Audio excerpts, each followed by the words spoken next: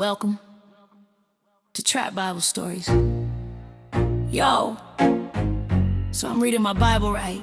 And in Nehemiah 13, God snapped when he let Nehemiah put his paws on folks. But let me rewind, because why y'all ain't tell me we could lay more than just holy hands? But let me catch y'all up.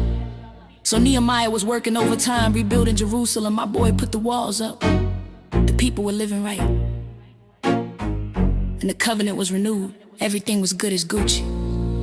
So y'all, Nehemiah was like, alright, my work here is done.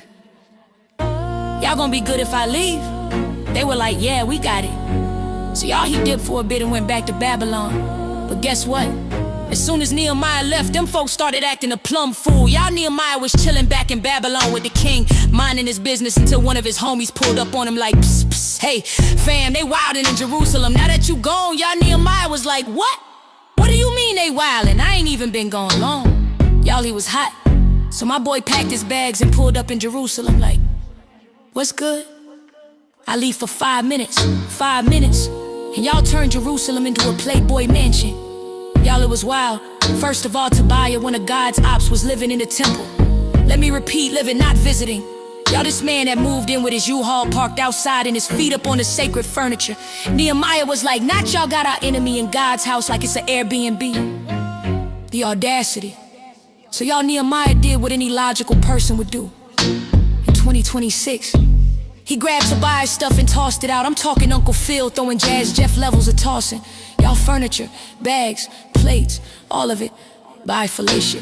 And the Levites, who were the temple workers, had quit because nobody was paying their tithes anymore. Y'all, they were so broke, they had to get side hustles working in the fields just to eat. Nehemiah was like, and not y'all letting the church staff starve?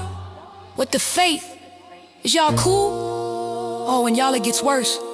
Some of the Israelites had gone and married foreign women, even though God specifically said don't marry them.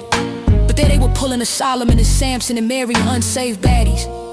And then y'all, on top of all that, they had turned the Sabbath into a full-blown flea market. They were doing temple thrifting. Y'all, it was vendors everywhere selling FUBU, Carl Kanai, and Ralph Lauren. People were buying and selling like it was Black Friday. So y'all, Nehemiah was like, not y'all running Amazon Prime Day on God's day. Y'all, it was a mess. But Nehemiah wasn't having it. Y'all, he shut it down. He locked the gates and banned the vendors, and like an old school episode of Martin, he told them to get to stepping. And let me tell y'all, now Nehemiah didn't just pray about it. He laid hands, and I don't mean to bow your head, let me pray for you kind of hands. No, Nehemiah was pulling hair and throwing hands. He said, oh, y'all wanna act up? Bet we can act up together. So nope, Jesus wasn't the only one laying hands in the temple.